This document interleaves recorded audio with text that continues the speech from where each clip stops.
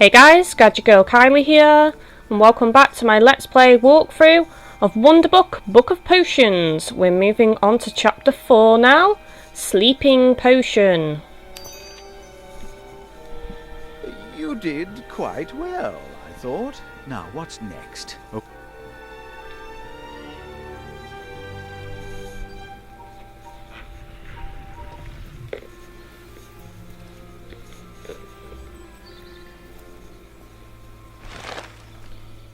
Our champion from Coldorster at school in Russia has been waylaid by the Redcaps. This brings Hogwarts into third place, but Coldorsterates will soon be catching up. Now, ladies and gentlemen, our champions are approaching one of the largest and most formidable obstacles in the garden. One that they all must overcome, no matter which angle they approach from. Quietus. So, you're in third place, Hogwarts, and is that Zygmunt Budge's Book of Potions you're using? Well, he was a brilliant potioneer, but not all of his methods were considered exactly wise, or sane for that matter. I hope that you won't follow his instructions too carefully. What on earth will we face next? Some giant and terrifying beast, no doubt. We'll need a potion with the power to render it helpless. A sleeping potion. Cool. You know what this is, I'm sure. Use your wand on the page. Let's get on.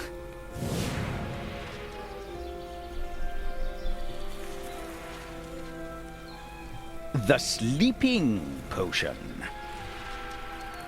A sleeping potion powerful enough to subdue monsters and giants. With this, many a potioneer has overcome dangerous magical beasts and triumphed where famous duelists have failed. This classic potion has been improved by my own innovative use of asphodel. Asphodel, eh? An excellent potion with many uses. True, most involve putting things to sleep, but you'd be amazed how handy that can be. Now then, let's take a look at many of the ingredients here are worthy of study. Naturally, wormwood, flubberworm mucus, always a bit sticky, mucus. and Yeah. chopped saprophyllus bean, a simple recipe made extraordinary by my addition of asphodel, even if I do say so myself.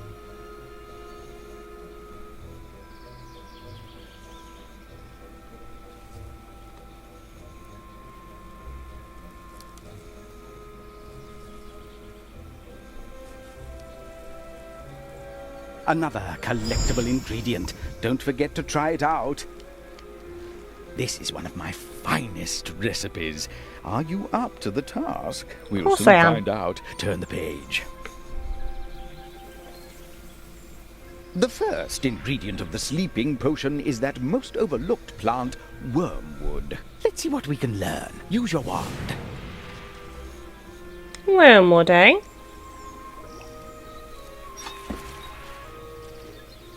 This bitter, acrid herb is widely used as a flavoring and as a potion ingredient. See how the leaves blow in the breeze? Try waving your hand. Pick up the magnifying glass.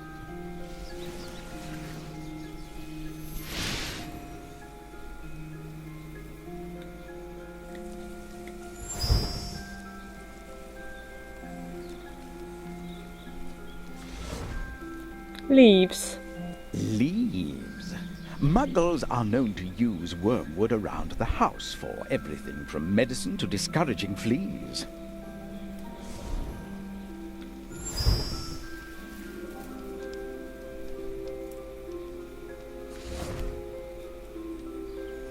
Roots. Wormwood, or Artemisia absinthium, is named after the goddess Artemis, the goddess of the hunt in Greek mythology. Most appropriate for us hunters of the golden cauldron. There. Now you can pick up your wand to move on or keep looking. I want to see what you have to say about this. Oil. Wormwood oil can be poisonous in large amounts, but in small amounts it is no real threat. Gathering the wormwood for our sleeping potion could be a little hazardous. You'll need your wand.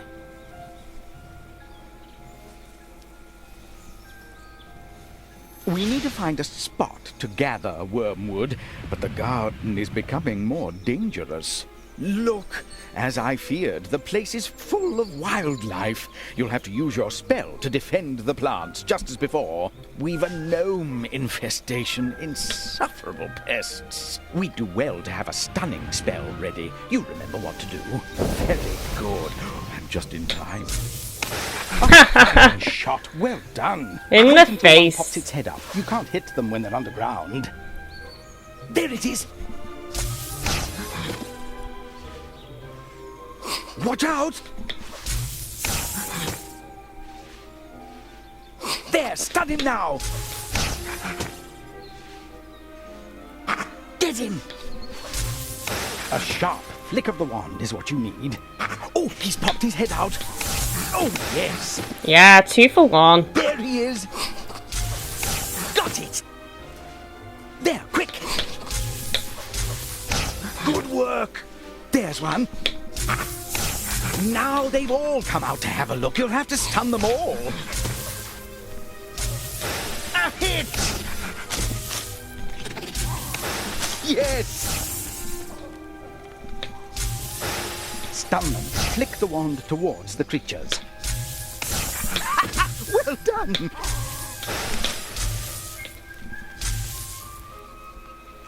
They've buggered off now. That's it, scuttle away, you varmints. There. A shot. He's brought more. You must stun them while they are hiding. Very good aim. Well cast. Oh, that was very good. Very good aim. There. You've done it! You've saved the wormwood, ready for our sleeping potion. You performed, well, acceptably.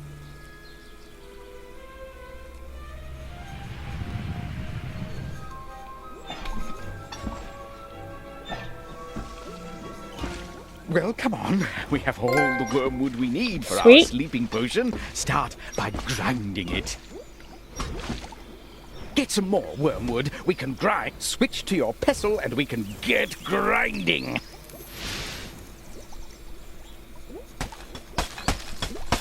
Bash, bash, bash. Your wand now.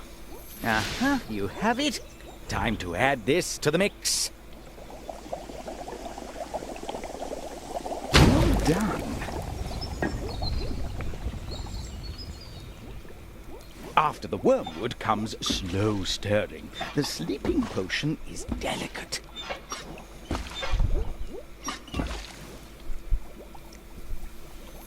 Right now. Lovely. Keep going. Nice and fast. You said slow. Silly man. Of course, drowsy valerian. Ideal for a sleeping potion, but first it must be chopped.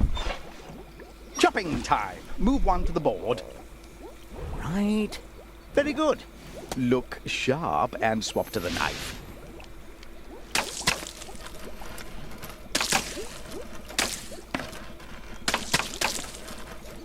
Good. This looks ready. Swap to your wand.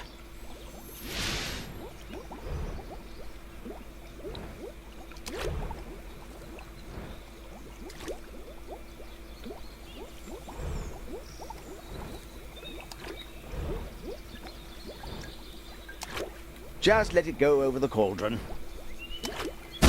Very good, very good. With the wormwood and valerian both added, our sleeping potion is coming along well.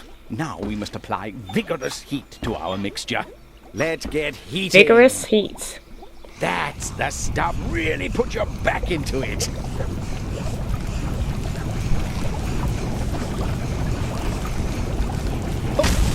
Been thoroughly heated, I should say. What's next? Stir there, sleepily and gently. Perfect. And with that, the first stage of our sleeping potion is complete. This will come in handy. Turn the page, let's finish this potion. Hop off, cauldron. Now we turn our attention to our sticky, slimy friend, the flobberworm. Its mucus is essential for the sleeping potion. Well, use your wand, let's get on. Flobberworm.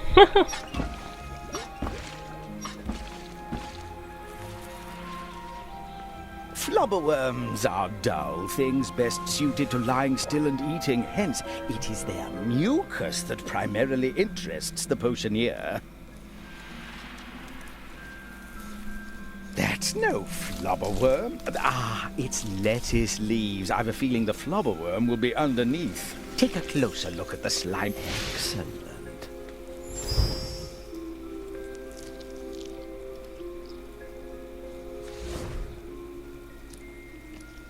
Head?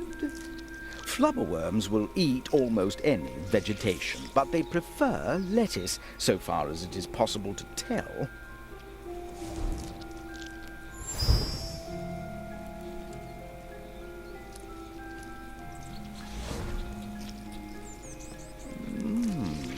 Middle. Flobberworms are best left to their own devices, though when mucus is required, it can be squeezed out of them without them being harmed or even seeming to notice. It's the way he said that, and he was like, middle. Buttocks. I shouldn't really say that. Bum. There we go. Head? Both ends of the Means flobberworm the same are thing. identical, and Not a each weird word. end chews vegetation and oozes mucus in more or less the same amounts. So, that's our specimen. We need a lot of mucus, so we'll need to gather some fresh. They're not hard to catch, flobberworms. The trick is to find them. A muddy ditch is the ideal place to look. Tap all around. They're here somewhere. There, a flobberworm. Scoop it up with your trowel. A flobberworm. Good. Our first flobberworm. All straight into the bucket. Well done. Good. Now into the bucket with it. Right. That's enough flobberworms for our sleeping potion. Now our flobberworms are safely gathered, we proceed to the rather sticky task of extracting their mucus. Stroke them with your hand or just prod them with your wand. Ready? Ah, you prefer to use your... Right. Now tilt your book up to pour that juice downward.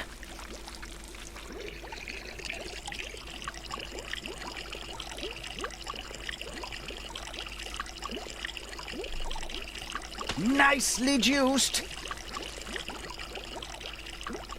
Do I need to pour it into... There, the flask is full of juice. Lift it up.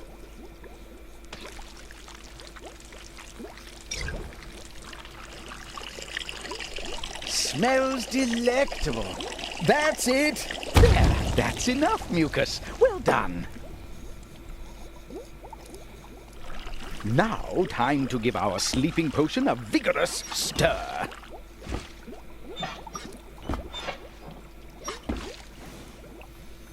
Good. Ah! Stir quick!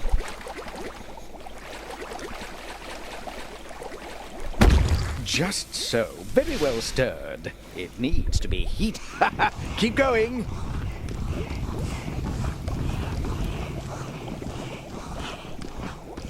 Ah, it's getting cool. Next, it must be stirred. The spoon next. There we go. That's good. Well done. The sleeping potion is really coming along.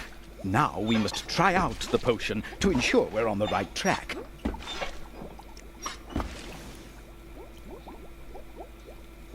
Next And stage. here's the toad again. This poor toad. He's been through a lot already. Pick up that bottle and we can fill it with potion. Now pour the potion onto our little volunteer.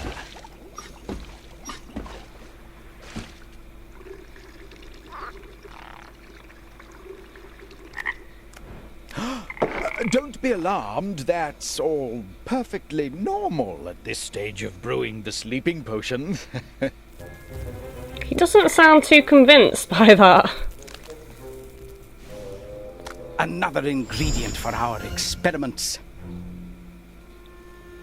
Now for the last stages of the sleeping potion's preparation. Turn the page, turn the page. The next ingredient in our drowsy draft is the saprophoros bean.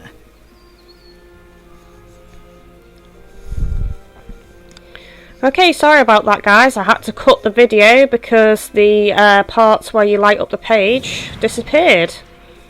So I couldn't continue. So sorry about that. Fixed now, though.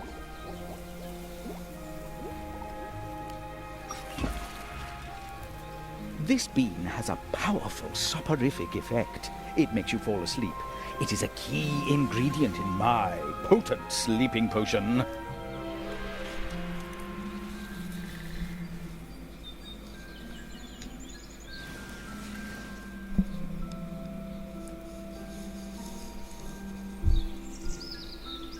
That's really far away, that shovel.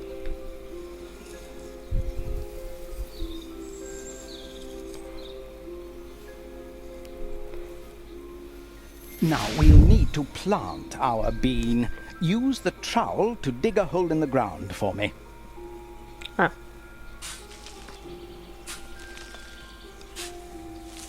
Or do I dig it here?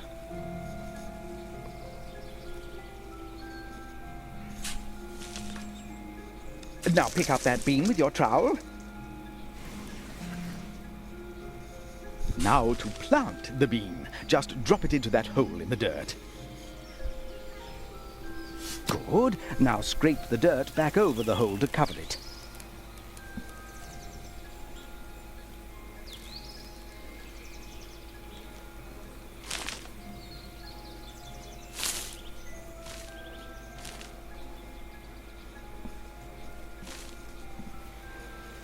Done.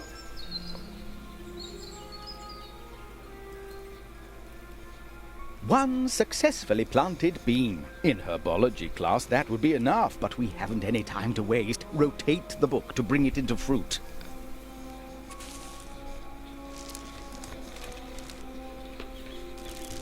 And there it is, one fully grown saprophoros plant. Pick up the magnifying glass to get a closer look. Take care to examine... There we are. There, look at that. Leaf. Is it? Juice. Oh. Juice. The saprophoros bean contains a thick silver juice that will remove the drinker's memory if drunk neat.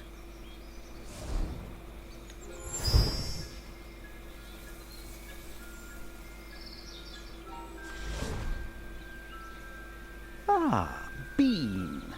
A rare pearly white bean that resembles overgrown mistletoe berries. If we want beans, we'll need to pluck ourselves some pods. Switch to those tongs.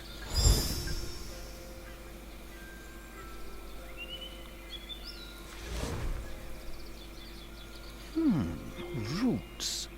The saprophoros plant sprouts in gloomy marshlands, especially if fertilized by mooncalf dung. Oh, lovely.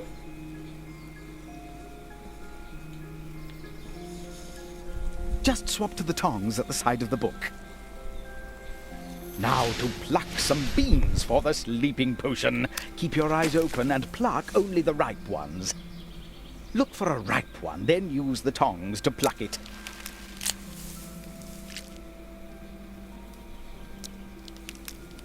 There, that one's just right. Drop it into the bowl. Best pluck more beans, we're rather short at the moment. Well done, keep it up.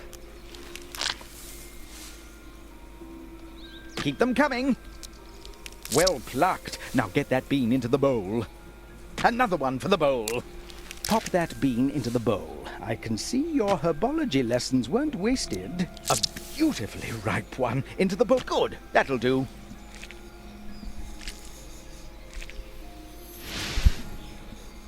Now to get on with the sleeping potion. The sapophoros beans need chopping. Pick up the ingredient ready for chopping. That's the way. Swap to the knife. Then you can start chopping. Cut it up as small as you can. Now swap back to your wand and we can get this lot into the cauldron.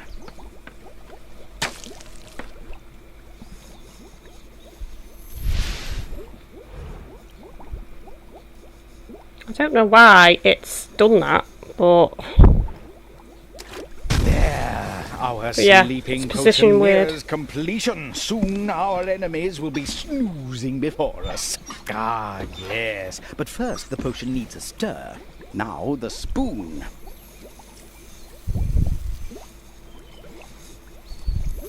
Then, that's it. That's it, keep it up.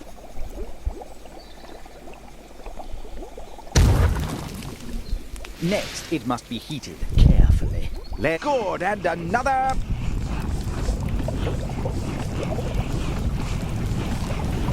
It's smoking It hot! won't get any hotter. Now it needs to simmer. Let it cool.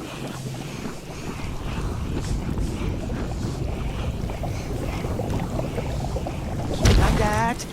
Now for the asphodel petals. Yes, none but I could have conceived such a cunning addition to the humble sleeping potion. Pick up that flask of powdered asphodel petals and pour a handful into the cauldron. Now that the asphodel petals have been added to the sleeping potion, we must next mix in essence of nettle. Wait, it looks like you need to give this one a shake first. Now the potion requires a high heat. Time to heat things up.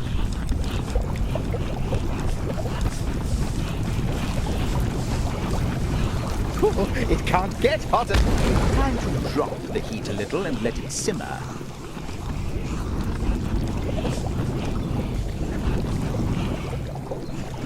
Just right.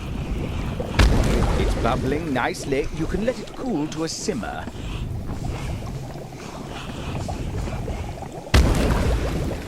Ah, yes. We must stir the sleeping potion once more. Good. Now the spoon. Excellent. That's right. Almost done.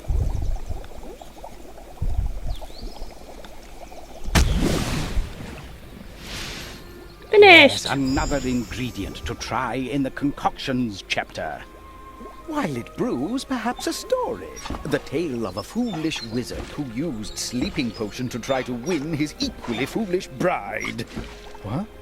No, it certainly is not about me. Turn the page. While we wait for your potion to brew, here's a story about the sleeping potion. And if I catch you snoozing through this one, start the story with your wand.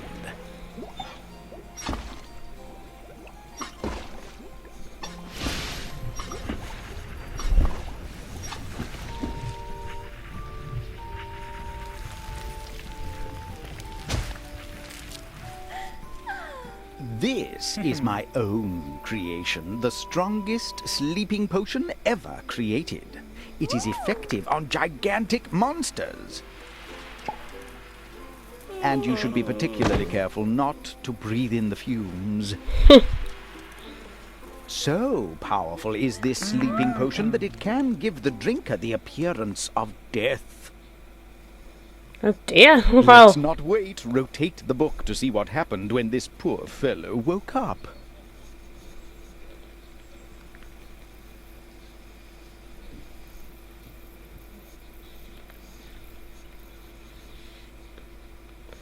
can we see a rabbit anywhere? We're not there yet. Turn it all the way round.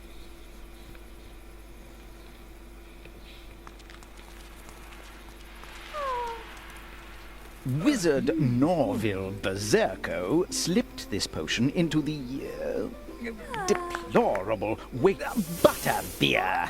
Berserko slipped this potion into the butterbeer of his love rival Perseus Ecklington.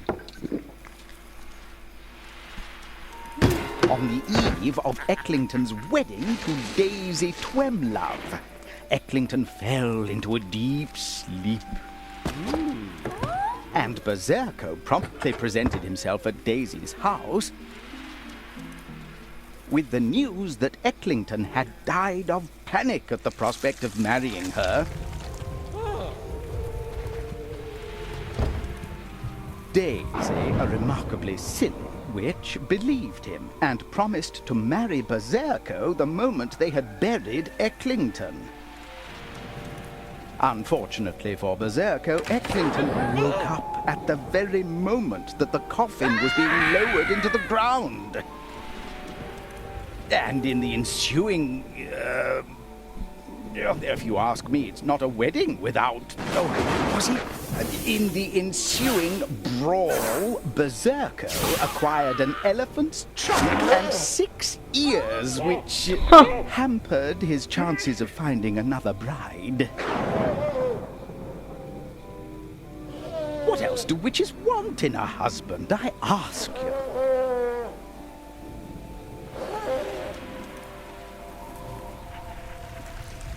Well, I didn't see the rabbit in that one. A most satisfying story, no? But what of our sleeping potion? Turn the page, it must be nearly ready. Good, our sleeping potion is ready for the final touch. Use the wand to pull up the pic. Now, time to complete our sleeping potion. Simply make the gesture with your wand.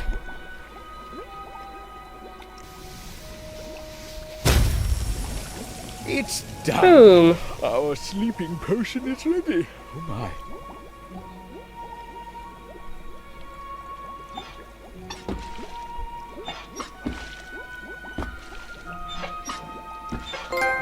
There, pick up the bottle, would you? Good.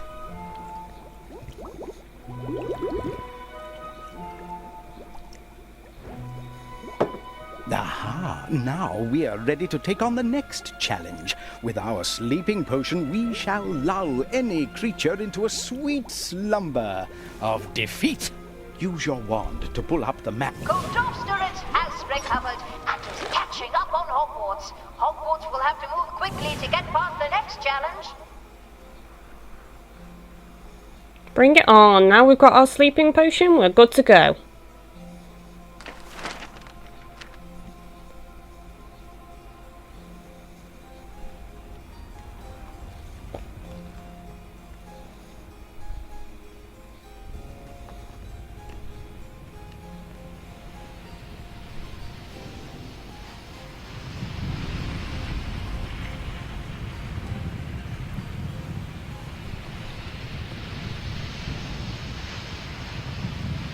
A giant serpent seems to be surrounding the hill. Such monstrous creatures are often highly dangerous, and this one in particular appears to have the thick, spell-repellent hide of a dragon and the venomous fangs of a basilisk. Our sleeping potion will have the power to render it helpless.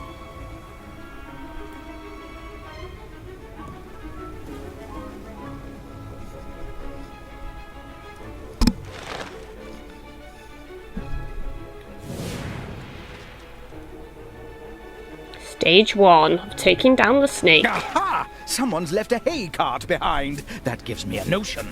Serpents are often attracted to warmth. If we could start a big enough fire, we could distract the creature long enough to sneak past. Probably not what the judges had in mind, but there's nothing in the rules against it. We must make up ground. We must start by getting that hay into the cart. Yeah, use that pitchfork to pick up the hay and throw it in. We might as well use it since it's lying there.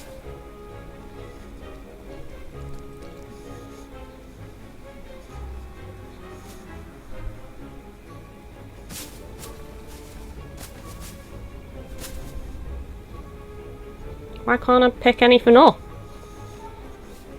Oh, this is just irritating.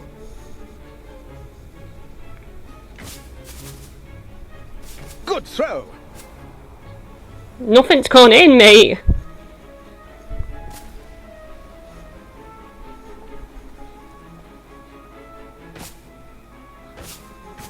Just the stuff. No, go in!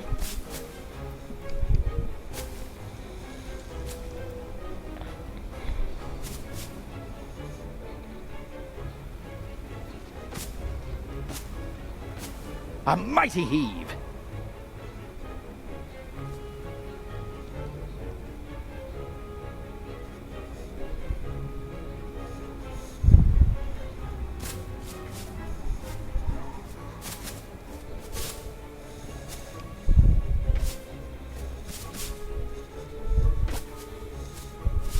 God, this is hurting my arm.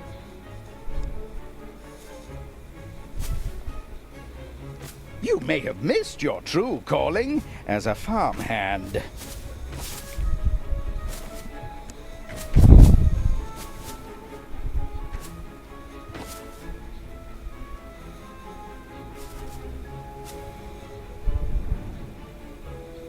That should be enough. Do not fall out. Well done.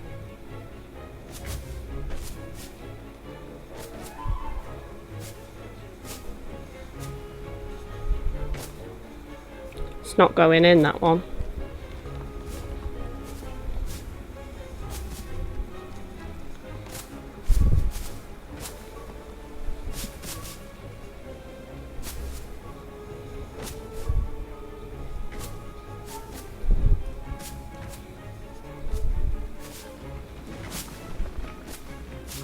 Yes, that's what we need. Is that enough? That was the last Thank you. straw. God, that was horrible. To distract our snake, you must set that hay aflame. There, incendio! One should never play with fire, but this time it is a necessity. Go on, flick the spell towards the cart. There, a fair-sized blaze, but to attract a snake of such extraordinary size, we'll need something more spectacular. Well, yeah, we've kind of just destroyed a forest. Probably not the best idea.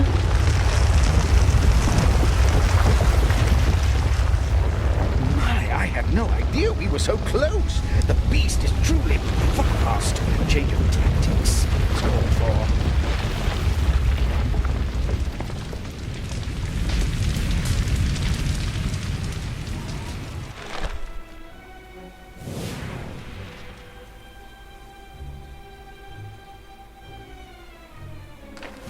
Let's see. Snakes are highly sensitive to vibration. Perhaps knocking down that abandoned tower will get its attention.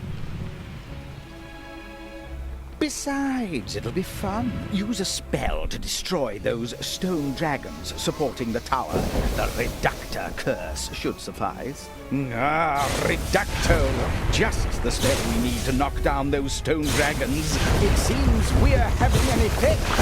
Flick the spell towards the carved dragons supporting the tower. Excellent! The tower's weakening.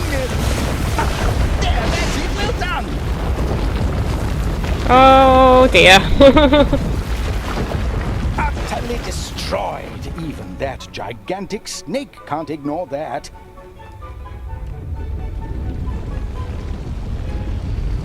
Here it comes, guys.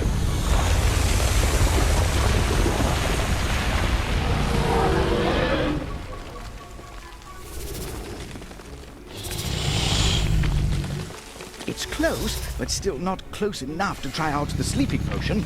Let's see. Snakes are highly sensitive to smell. They taste the air with their tongues. If we could produce a strong enough scent, it might intrigue the creature. But why should I do all the thinking? A simple put your choice on the book. Perhaps there is hope for you after all. Excellent work! Nicely juiced! That's the way. There, the Pungus onion is one of the most strongly scented objects. That's sure to get its attention. Prepare yourself. This will be a crucial moment.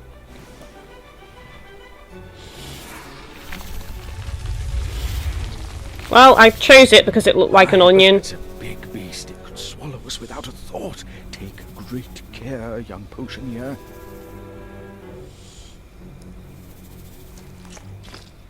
Quick, pour the sleeping potion on its tongue before that gargantuan mouth engulfs us. I sincerely hope you prepared it correctly.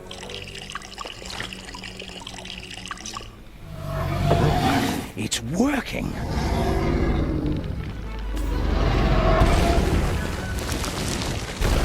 Yay! With the mighty beast defeated, our path up the hill is clear. Come, young potioneer, the cauldron is nearly mine. Yours. Onward and upward.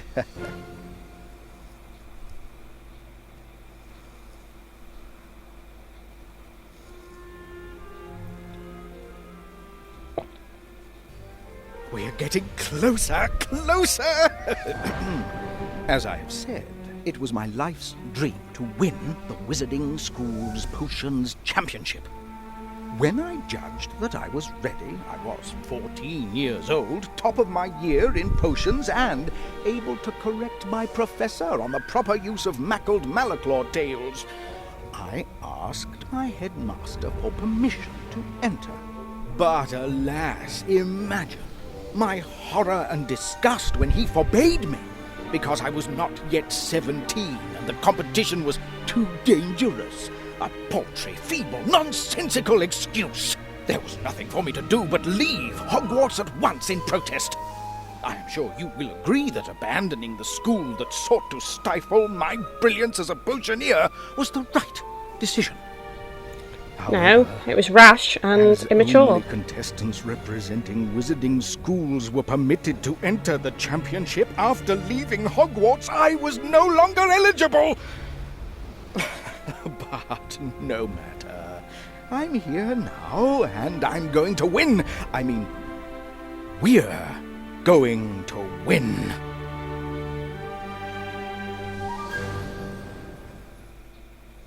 Well, he's got determination. For the next chapter, close the book with the front cover face up.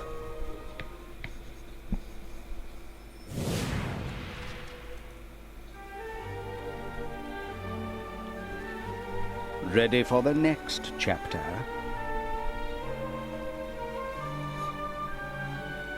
Okay, so it looks like the next chapter is Laughing Potion.